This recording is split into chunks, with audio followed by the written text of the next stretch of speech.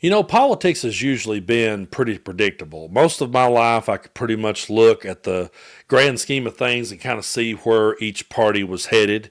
But ever since the election of 2024, it's as though time has just sort of stopped and slowed down. And at the same time, everything has sped up and it's just coming at us from every angle. When Steve Bannon said they were going to flood the zone, they meant it. And when Donald Trump says that he's governing like he said he would on the campaign trail, he is.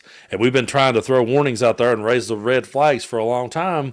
And people just thought we were being hyperbolic, but now here we are.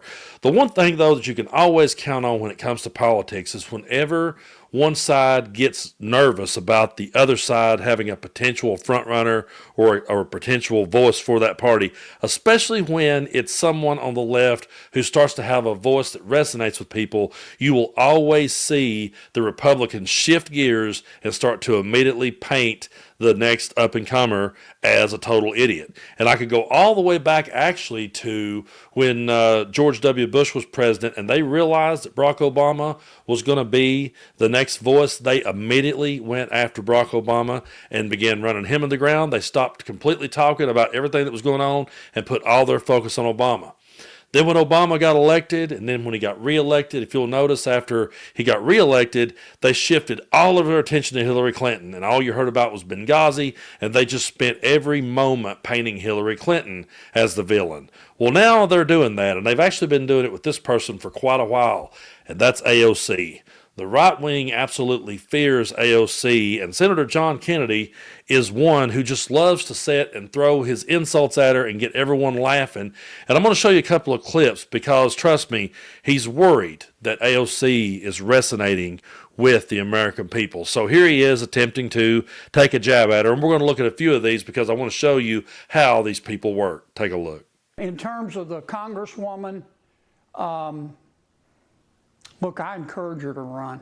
I hope she does run. I understand. I listened to her speech. I understand her slogan is going to be "Change begins with a mustard seed," which I think is interesting. I guess if Governor Pritzker runs, his slogan will be "You can have a tummy and still be yummy." I don't know.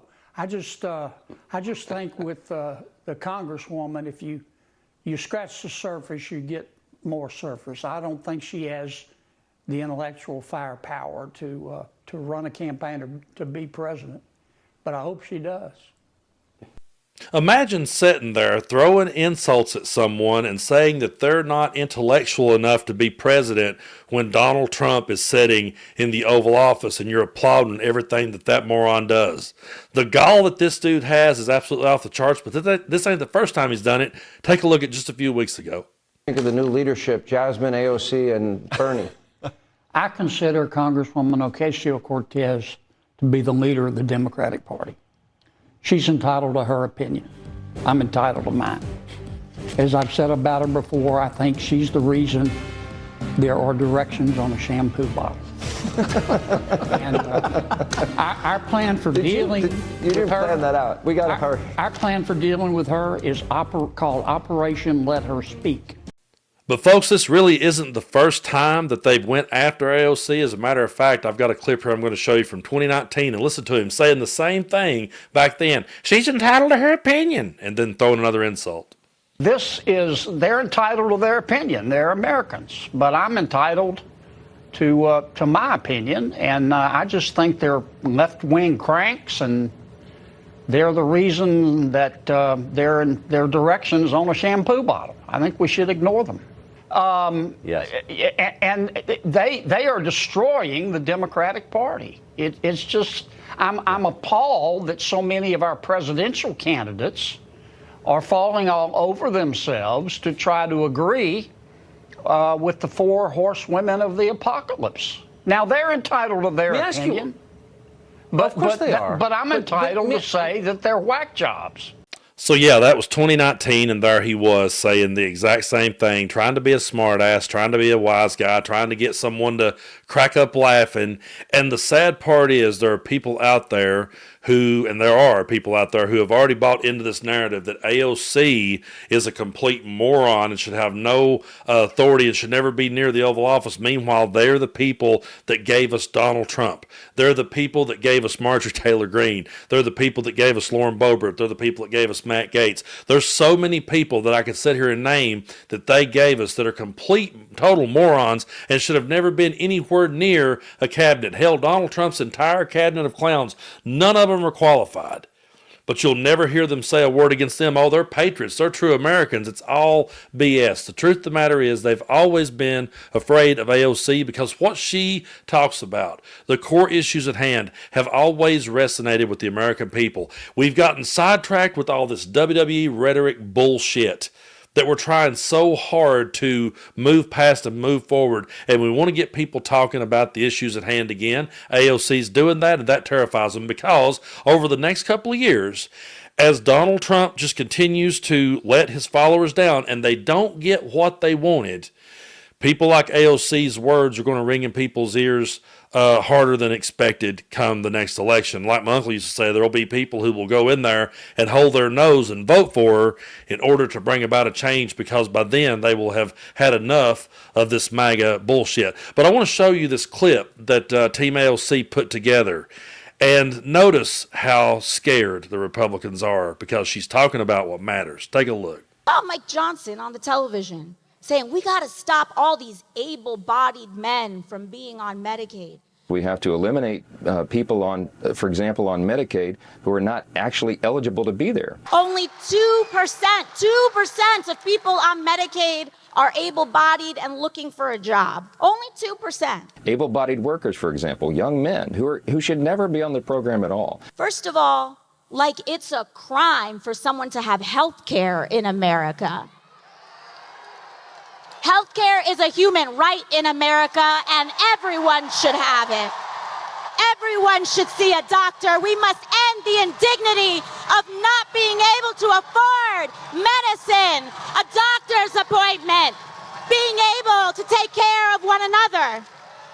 And they know that the only chance they have to get away with such an unpopular and hurtful agenda is to stoke deep divisions along race, identity, and culture to keep us fighting and distracted. It's not going to work anymore. I'm so glad that she pointed that out because MAGA leaned into the culture wars. And people like me was saying, hey, these culture wars don't actually affect our day-to-day lives. They don't actually play into any of the issues at hand. These culture wars we're fighting are irrelevant. That's one hill that I was going to die on and still will. That, hey, we're fighting over, Carhartt, and we're fighting over Bud Light, and we're fighting over Starbucks, and fighting over Target, and none of those things actually matters in our day-to-day life. But MAGA leaned harder into that because they realized that if you can win the culture war, then you can absolutely distract everyone from what is going on. But like I said earlier, as more time goes by, we have RFK Jr. in charge of our health. So I'm not trying to be hyperbolic, but people are going to die. That dude's a moron. He has no clue what he's talking about. There is so much danger right there in that department that there's going to be a whole lot of people when this hellacious train ride is over. There's going to be a whole lot of people who will have been affected by it. And someone like AOC out there talking about the issues at hand, talking about health care is going to resonate.